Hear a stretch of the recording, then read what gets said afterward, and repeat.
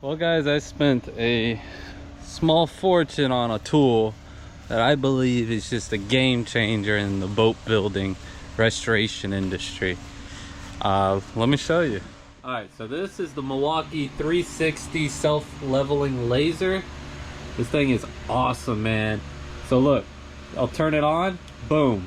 I got the level of the floor already lined up all around the boat. Perfectly level, laser precision. I mean, look at that. Right up on the bulkhead.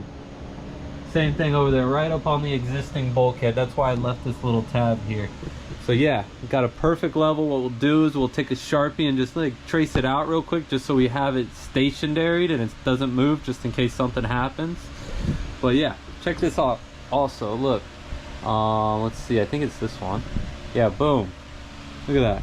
Runs the line perfectly across. You know, if you want to do bulkheads, maybe even a transom, you put it up against the transom wall and look at that. It'll give you a perfect outline of your transom. And then one other thing. This is awesome. Boom.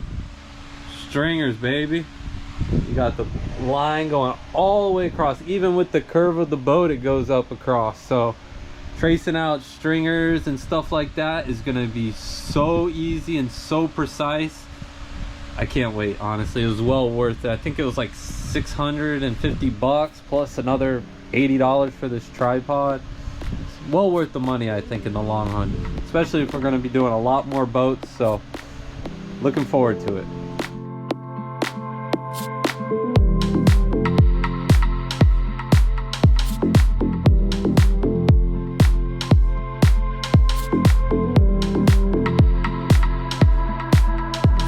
Alright, so I'll show you guys kind of what I got going on. See how I got the line here with the floor? I'm going to adjust this tripod so this line here matches with that. And then I'm going to get this lined up to where I want the stringer. And we'll have a nice, basically, template ready to get traced out on the cardboard.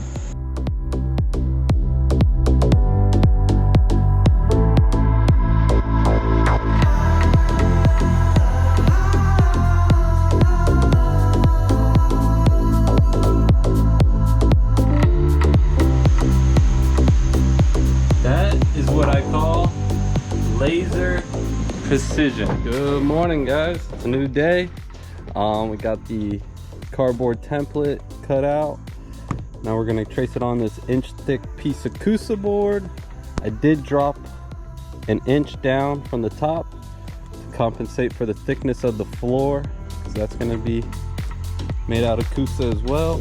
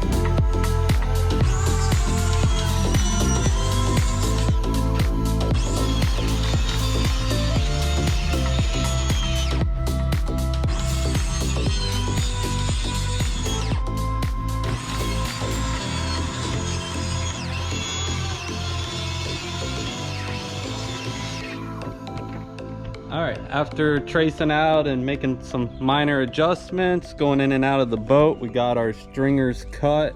It's in 2 sections, so we're gonna have to glue them together. I'll have to run over to FGCI and get some 5:1 epoxy, 5:1 ratio of epoxy.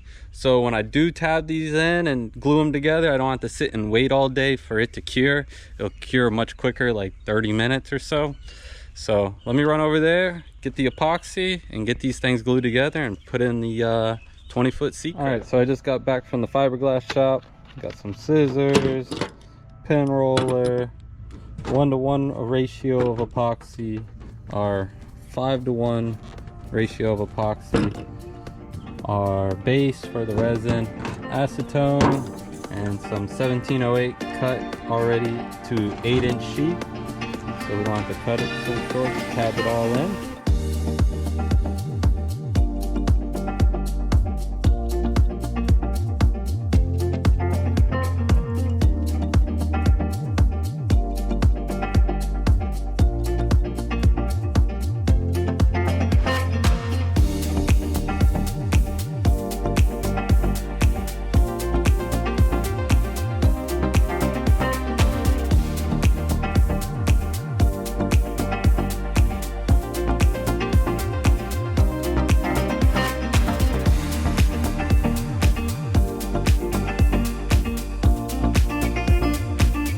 Alright, we got these tabbed in. Gonna let them cure, flip them over, and do the same thing to the other side.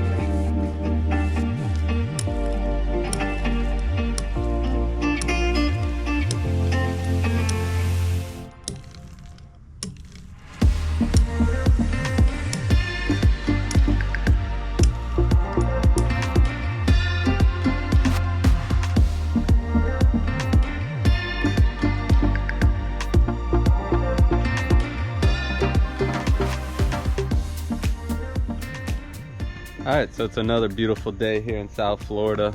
We got the stringers pre-glassed on each side, 2 layers of 1708 and epoxy. These bad boys are solid.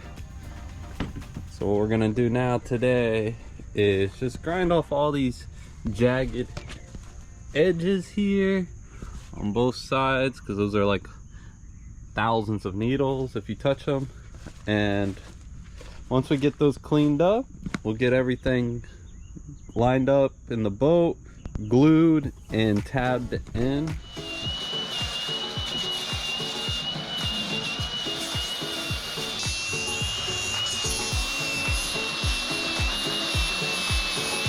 Alright, so I got the 2 stringers laid into the boat. I'm not gonna get in and show you guys really because I don't want to mess up the level right now. You can see there, falls right in the middle. Same thing with that level all the way up front, and it has a slight pitch, about 1 inch, so the water can run down towards the transom.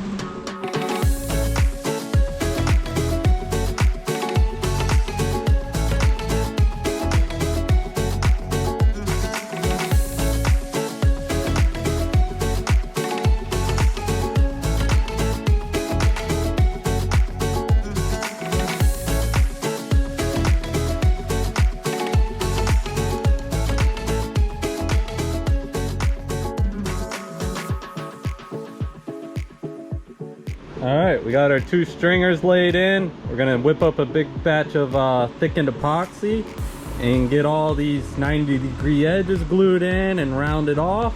And then we'll glass her in some more with some 1708.